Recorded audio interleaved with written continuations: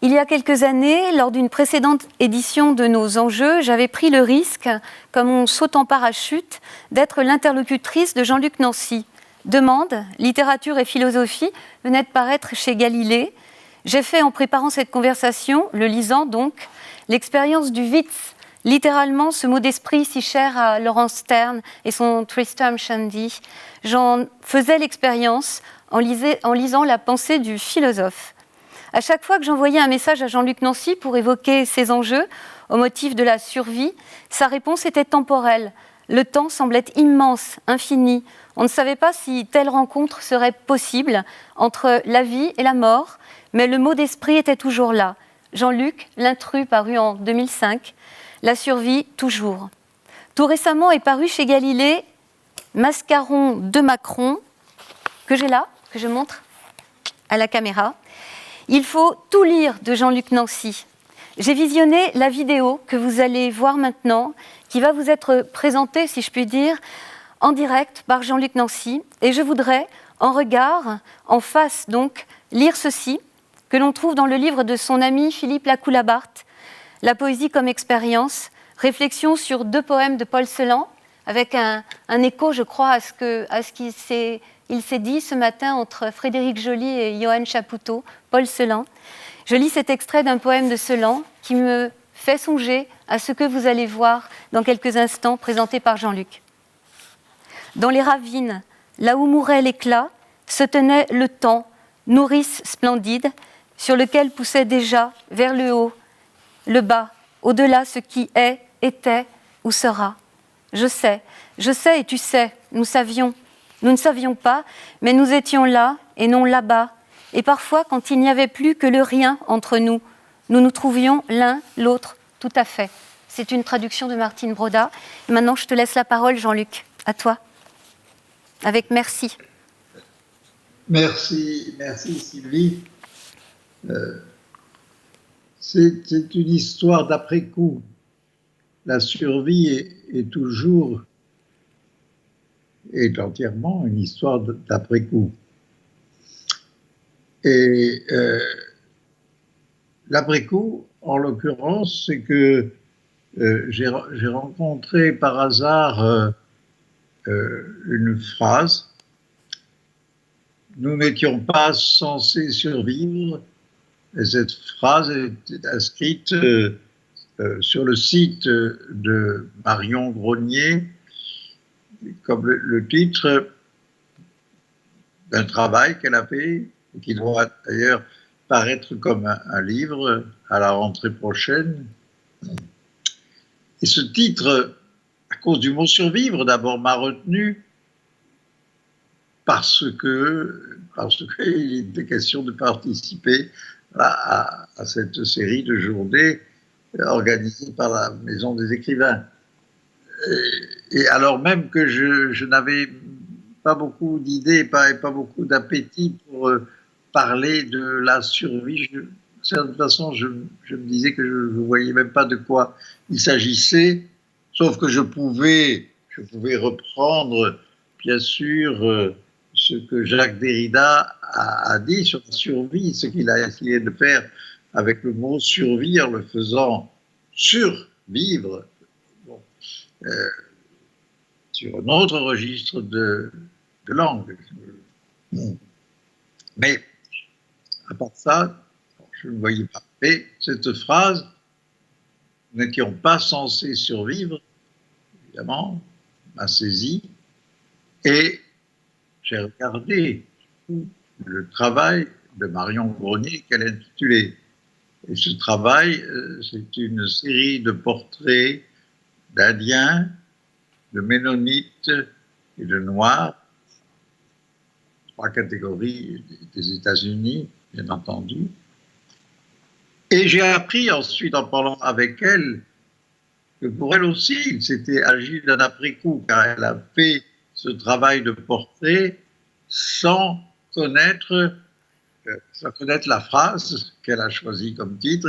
Et cette phrase est un vers d'un poème de Audre Lorde, la poétesse militante féministe, qui a écrit un poème sous le titre Litany for Survival. Et donc, Marion Grenier, rencontrant ce poème et cette phrase, pense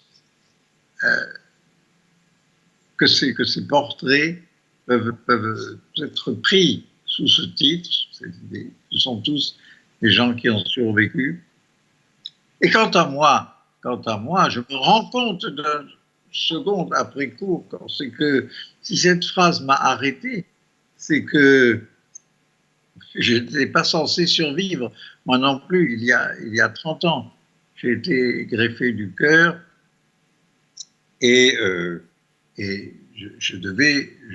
ne pouvais pas faire autre chose que mourir sans cette greffe.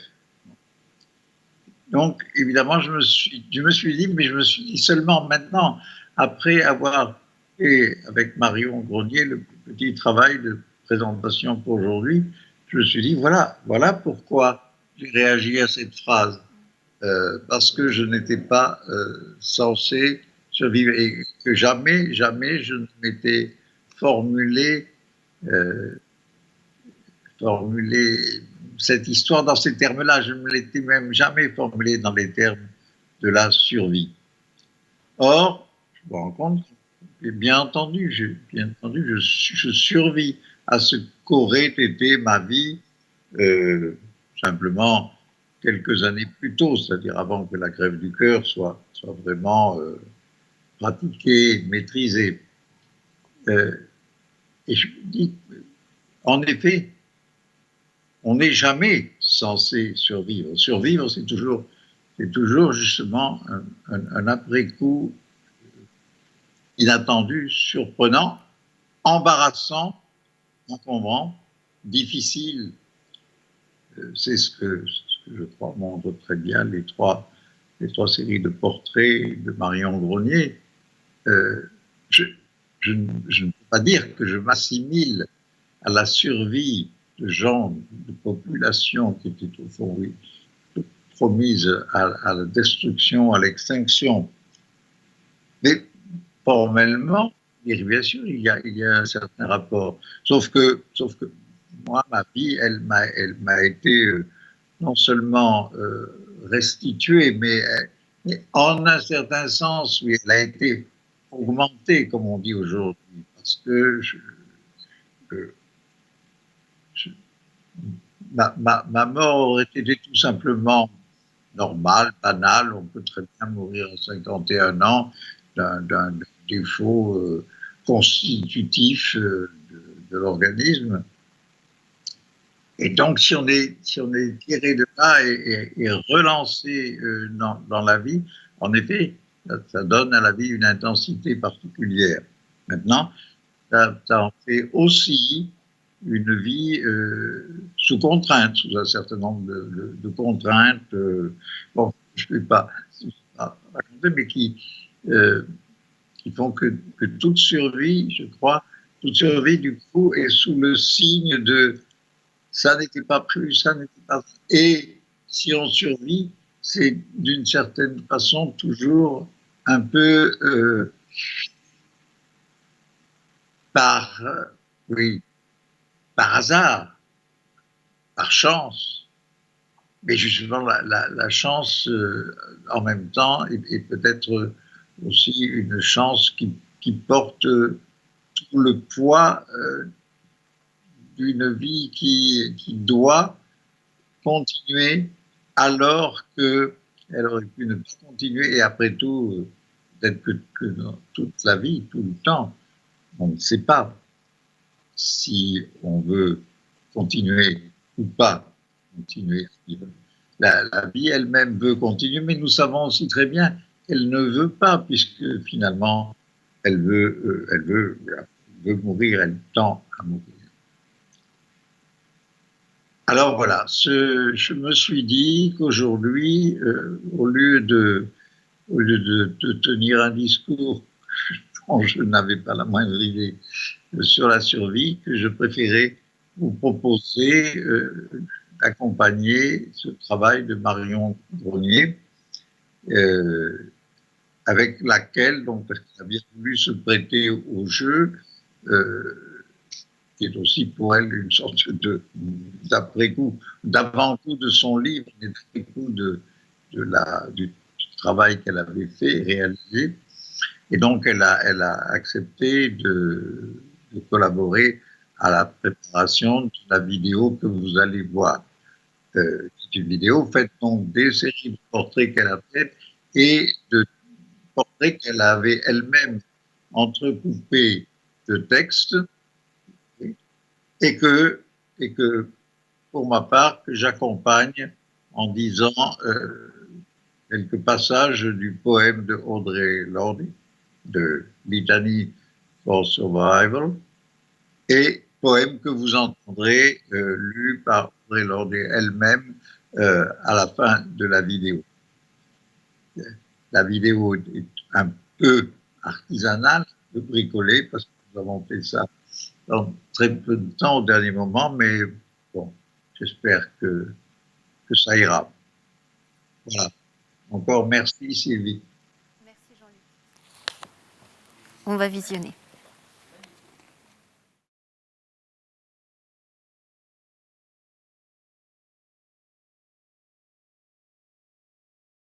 Pour celles d'entre nous qui vivent sur la frontière, qui se tiennent constamment au bord des décisions cruciales et solitaires.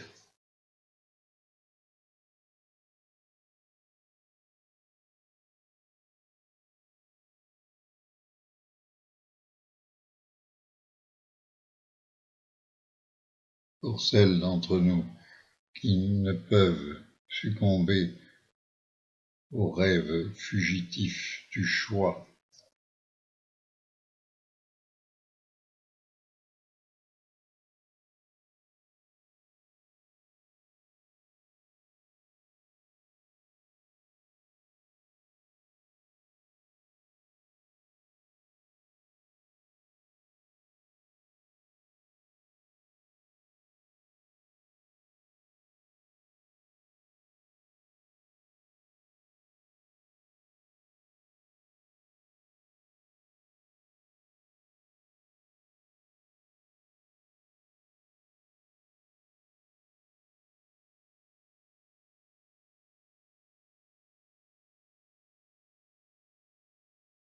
Les tribus indiennes qui ont un droit sur ces terres peuvent paisiblement en jouir, y chasser, les cultiver et y habiter aussi longtemps qu'elles le désirent, sans agression aucune des États-Unis.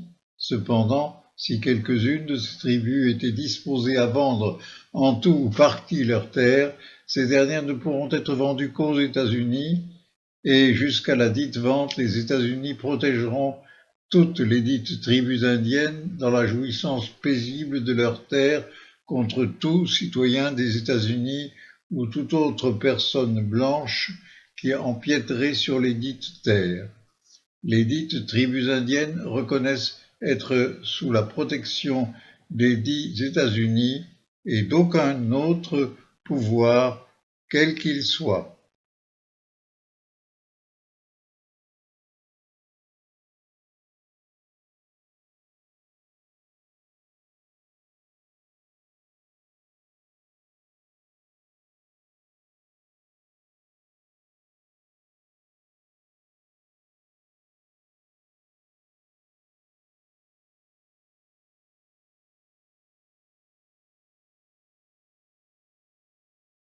Considérant que, en raison de circonstances malheureuses de toutes sortes, les tribus indiennes Illinois ont été réduites à un très petit nombre et se trouvent dans l'incapacité d'occuper les grandes étendues de pays qui de droit leur appartiennent et qui appartenaient à leurs ancêtres depuis de nombreuses générations, les chefs et guerriers des dites tribus, étant également désireux de se procurer les moyens de s'améliorer dans les arts de la vie civilisée et d'apporter un soutien plus sûr et efficace à leurs femmes et à leurs enfants, ont renoncé et par les présentes renonces et cèdent aux États-Unis toutes les terres actuellement en leur possession.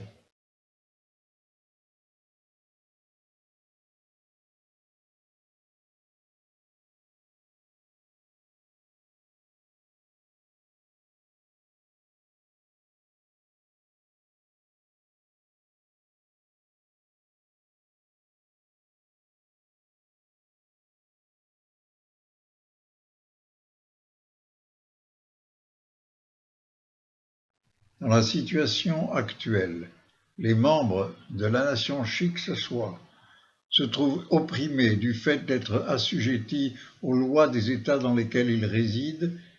Ignorant la langue et les droits de l'homme blanc, ils ne peuvent ni les comprendre ni y obéir, plutôt que de se soumettre à ce grand mal. Ils préfèrent rechercher une demeure à l'ouest, où ils pourront vivre et être gouvernés par leurs propres lois. Et persuadés qu'ils peuvent se procurer une habitation dans une contrée qui convienne particulièrement à leurs désirs et conditions, sous réserve qu'ils puissent s'engager contractuellement et s'en acquitter, ils ont résolu de vendre leurs terres et de rechercher un nouveau lieu de résidence.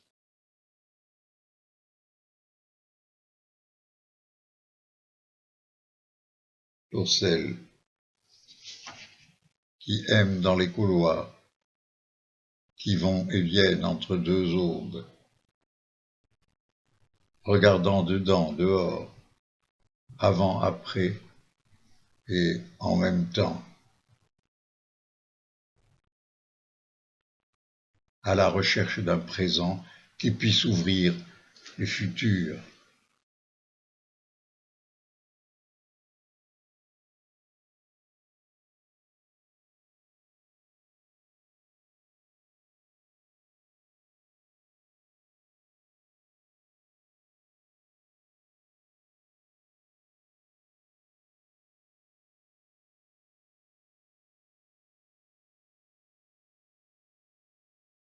Comme le pain dans la bouche des enfants.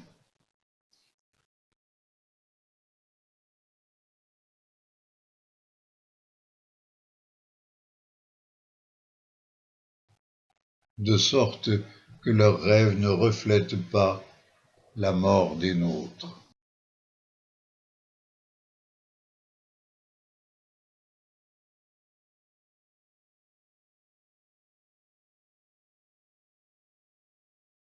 Mais vous, au contraire, qui êtes une race élue, un sacerdoce royal, une nation sainte, un peuple acquis, afin que vous annonciez les vertus de celui qui vous a appelé des ténèbres à son admirable lumière.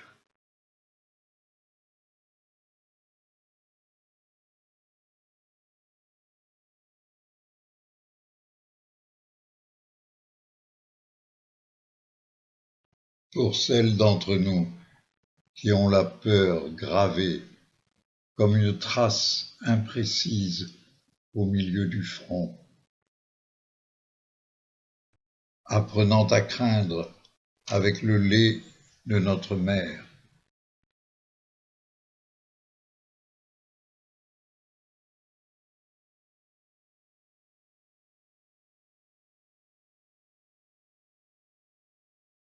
Sortez du milieu d'eux et séparez-vous, dit le Seigneur. Ne touchez pas à ce qui est impur, et je vous accueillerai.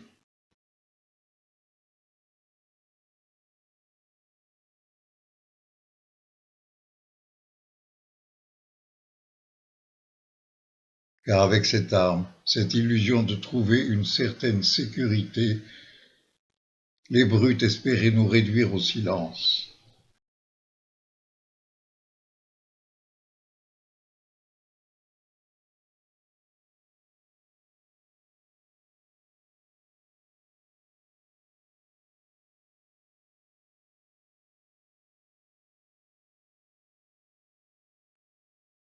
Si mon peuple, sur qui est invoqué mon nom, s'humilie, prie et cherche ma face, et s'il se détourne de ses mauvaises voies, je l'exaucerai des cieux, je lui pardonnerai son péché, et je guérirai son pays.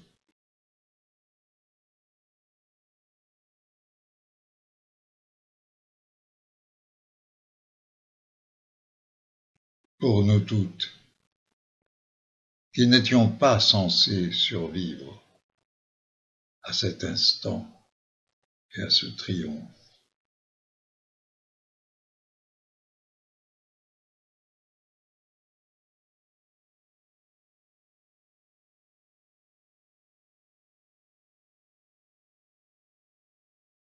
Et quand le soleil se lève, nous craignons qu'il ne dure pas.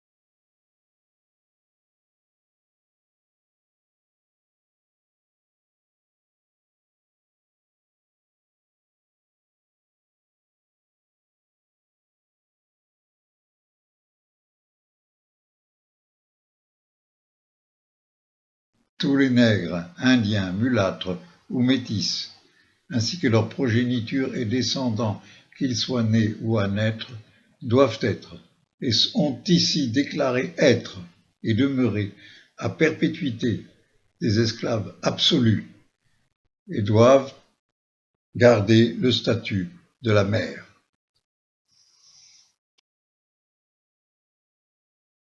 Quand le soleil se couche, nous craignons qu'il ne se lève pas au matin. L'estomac plein, nous craignons une indigestion. L'estomac vide, nous craignons de ne plus manger.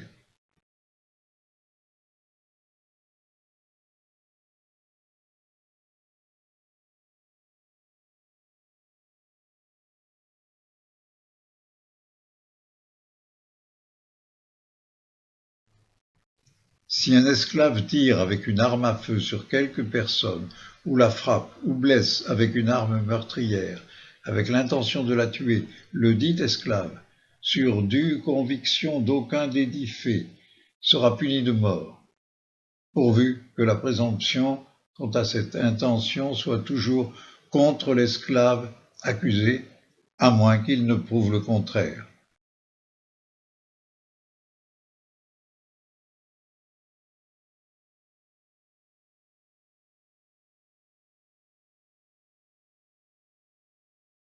Aimer, nous craignons que l'amour s'évanouisse. Seul, nous craignons que jamais l'amour ne revienne. Et lorsque nous parlons, nous craignons que nos mots ne soient pas entendus.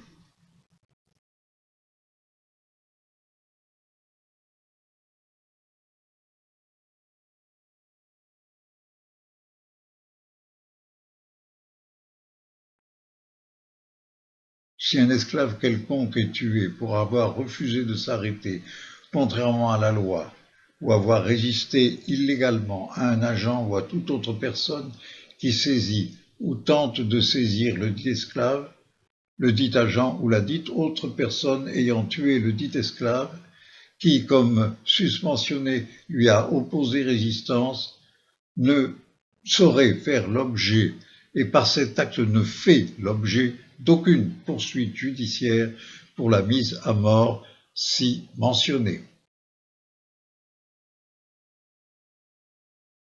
Il vaut mieux nous souvenir que nous n'étions pas censés survivre.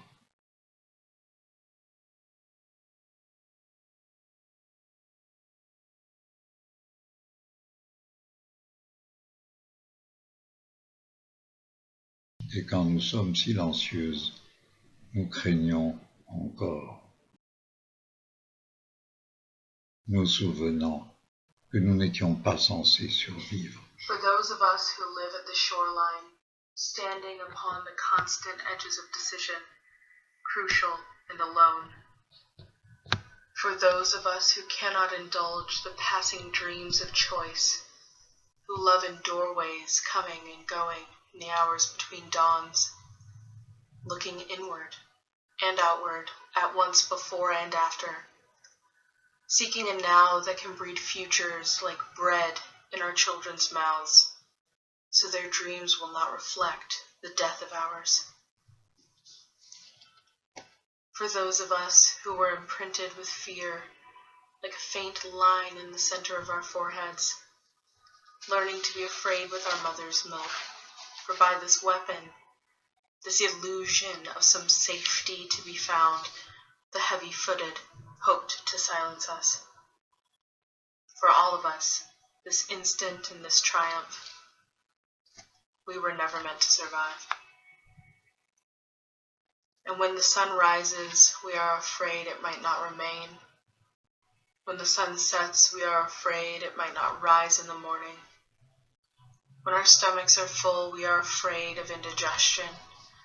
When our stomachs are empty, we are afraid we may never eat again. When we are loved, we are afraid love will vanish. When we are alone, we are afraid love will never return. And when we speak, we are afraid our words will not be heard nor welcomed. But when we are silent, we are still afraid. So, it is better to speak, remembering we were never meant to survive.